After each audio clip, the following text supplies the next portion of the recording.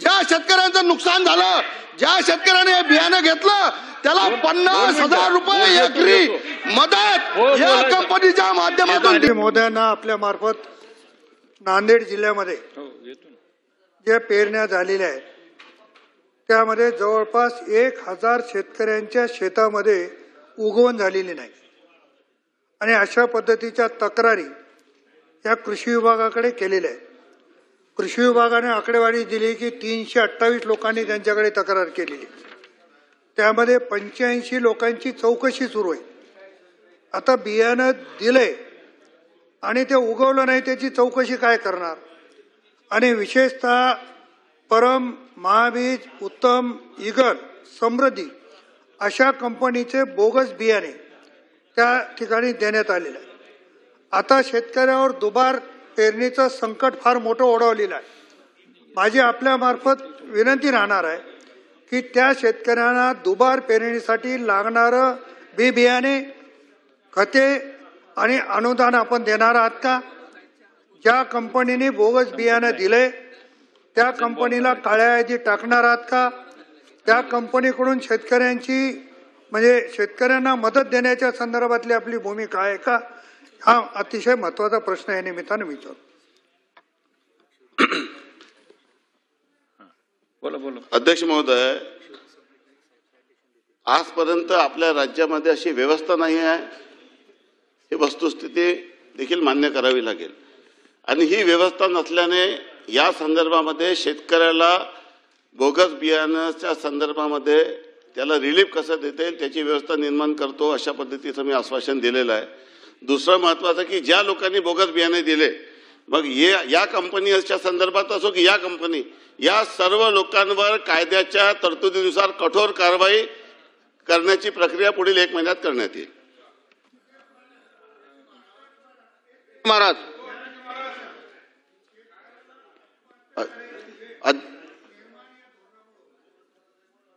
आज शेतकरी संकटात असतानाही संकटाला सामोरं जाऊन पेरणी करतो आणि त्याने दिलेलं बियाणे उगवत नाही आणि शेतकऱ्यांना मदत द्यायची भूमिका आपल्याकडे जर असेल तर या आत्महत्या वाढण्याचं कारण जे शेतकऱ्याचं आहे ते हे या धोरणामध्ये आपण बदल करणार का आणि शेतकऱ्याला तात्काळ मदत करण्याची भूमिका घेणार आहात का?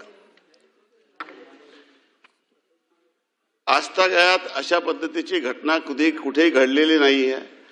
त्यामुळे ही जी सूचना आहे ती नियमानुसार योग्य आहे.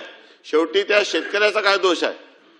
त्यांनी कोणापासून बियाणे घ्यावे त्याला काय माहिती काय बियाणे कशा पद्धतीचं आहे. त्यामुळे आपल्या या घटनेची आम्ही गांभीर्याने नोंद घेतलेली आहे, परंतु कायद्याच्या तरतुदीनुसार कारवाई आपल्याला करता येईल आणि कायद्यामध्ये जर तरतूद नसेल तर ती तरतूद करण्याची व्यवस्था आपण निर्माण करत आहोत. या शेतकऱ्याच्या संदर्भामध्ये अशा पद्धतीचे जे शेतकरी आहे या अशा शेतकऱ्यांना ज्यांचं नुकसान झालेलं आहे त्या संदर्भामध्ये देखील कुठल्या पद्धतीने त्यांना रिलीफ देता येईल, आपण शासनाकडून मदत करता येईल अशी मागणी केलेली आहे. शेवटी आपल्या मदत पुनर्वसनची आणि जे काही आपले जे प्रचलित नियम आहे त्या प्रचलित नियमामध्ये अशी व्यवस्था नाही आहे, परंतु या घटनेची नोंद घेऊन या संदर्भामध्ये जे कारवाई करणं शक्य आहे ती कारवाई करण्यात येईल हे मी सभागृहाला आश्वस्त करतो. पिंपळे साहेब. अध्यक्ष महाराज, सन्माननीय सदस्य राजेश बकाने साहेबांनी वर्धा जिल्ह्यात शेतकऱ्याला सोयाबीनचं बोकस बियाणं दिलं याचा पर्दाफाश केलेला आहे, शेतकऱ्याच्या व्यथा मांडल्या आहे. मे Varun seeds agro Indian private limited Hyderabad असे या कंपनीचे नाव आहे आणि गणेश सोयाबीन अशा बॅगा त्यांनी विकलेल्या आहे आणि माननीय राज्यमंत्र्यांनी मान्यही केलेलं आहे की ते बोकस बियाणं होतं म्हणून त्या कंपनीने ते बियाणं वापस घेतलं. टाइम वाढून घ्या. टाइम लक्षवेधी संपेपर्यंत वेळ वाढवण्यात येत आहे. माननीय मंत्री महोदयांनी उत्तरात सांगितलं की बियाणं बोकस होतं आणि बियाणं बोकस होतं म्हणून त्या कंपनीने ते वापस घेतलं. माननीय मंत्री महोदय, बोकस बियाणं दिलं म्हणजे त्यांनी 420 केली. मग त्या कंपनीच्या विरोधात जी कंपनी आहे मे Varun seeds and agrotech India private limited Hyderabad यांनी 420 केली म्हणून याच्यावर 420चा गुन्हा आपण दाखल करणार आहे काय? ज्या शेतकऱ्यांनी हे बियाणं घेतलं आणि पेरलं साहेब पहिल्या पाणी पडल्यावर पेरल्यावर दुसऱ्यांदा जर पेरलं तर ते उगवलं असलं तरी त्याला नाही का पाहिजे तेवढं ईड येत नाही, त्यामुळे शेतकऱ्यांचं नुकसान होते.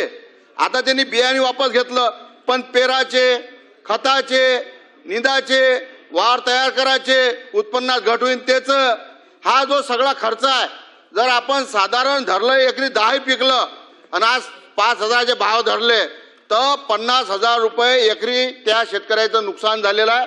जितक्या शेतकऱ्यांनी ज्या बॅगा इतक्या आलेल्या आहेत त्या बॅगा ज्या शेतकऱ्यांनी घेतल्या असतील त्या शेतकऱ्याला एकरी 50,000 रुपये देण्यात त्या कंपनीले सरकार भाग पाडणार आहे काय?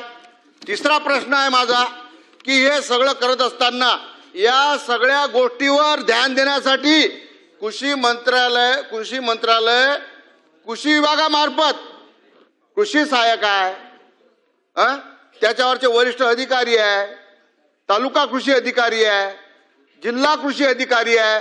मग एवढे सक्षम अधिकारी जर तिथं असतात तर हे काय झोपा काढतात का? मग हे पगार कायचा घेतात? तर माझा विषय प्रश्न आहे मंत्री महोदयाले, ज्या अधिकाऱ्याच्या अखत्यारीत हे बियाणे विकलं गेलं त्या अधिकाऱ्याला सस्पेंड आपण करणार का? हा माझे 3 प्रश्न आहे आणि त्यांना सस्पेंड करून शेतकऱ्याच्या हिताचं सरकार आहे हे आपण दाखवून द्यावं. आपण सक्षम मंत्री आहे, माझा विश्वास आपल्यावर आहे. या प्रकरणाचा तपास केल्यानंतर मला एक बाब लक्षात आली की कंपनीला जो लायसन्स मिळाला होता तो वरुण सेठच्या नावाने मिळाला आणि कंपनीने वरुण सेठ लिहून खाली जे ब्रँड लिहिलेला आहे तो गणेशा आणि तेजस्वी लिहिलेला आहे. जेव्हा मी याची माहिती घेतली तेव्हा असं लक्षात आलं की त्यांनी जो करार केलेला आहे त्यामध्ये या कंपनीचा हा ब्रँड लिहिलेला आहे. ही बाब देखील कायद्याच्या दृष्टिकोनातून उचित आहे की अनुचित आहे याची देखील शहानिशा करण्याची मी आपल्या सचिवांना सूचना देतो आणि ही जी प्रक्रिया आहे याची देखील वैधता आपण तपासू की हे असं करता येते का, त्याला जर करता येत नसेल तर यासाठी देखील त्याच्यावर फौजदारी कारवाई करू. अधिकाऱ्याला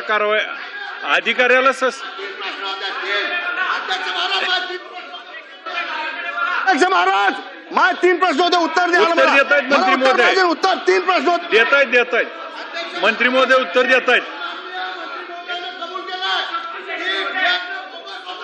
म्हणून त्या कंपनीनं शेतकऱ्यापासून बियाणं वापस घेतलं आणि गोलमाल उत्तर देऊन राहिले अध्यक्ष महाराज की आज त्या कंपनीने आम्ही सचिवालय सांगतो गोयाने बोकस होतं, कंपनीने नाव दुसरं वापरलं, त्याच्यावर 420 गुन्हा दाखल झाला पाहिजे.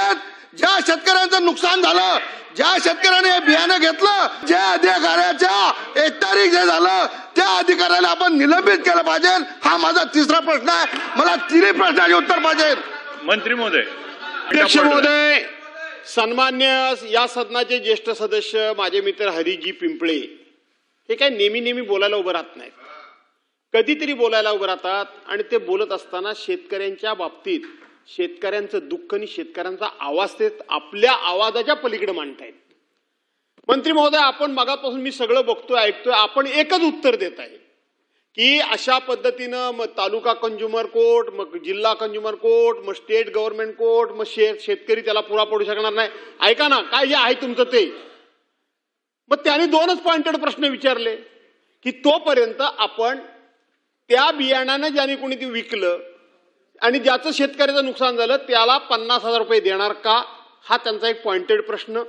त्या शेतकऱ्यांना अधिकारी सस्पेंड, एक हा पॉइंटेड प्रश्न. आणि दुसरा, हे सगळं जे घडतं ते आता तुम्ही आमदार होतात, आमदार असताना आपण किती ओरडतो, त्या सत्तेवर गेल्यानंतर आपण कसं त्यांना वाचवतो काही काळ आम्हालाही माहिती आहे.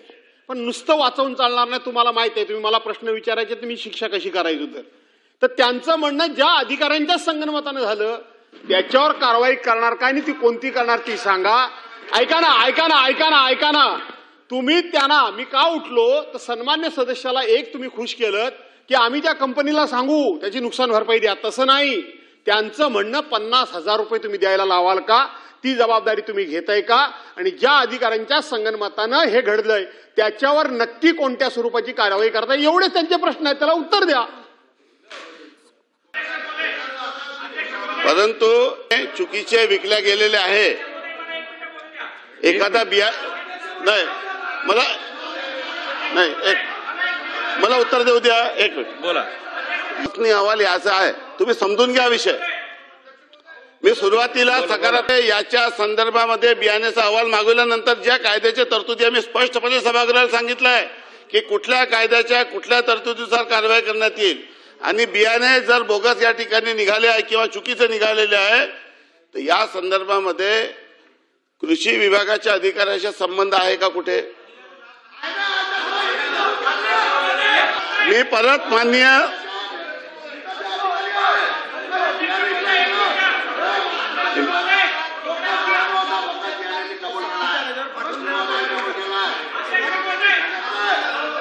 मंत्री महोदय बोला ना.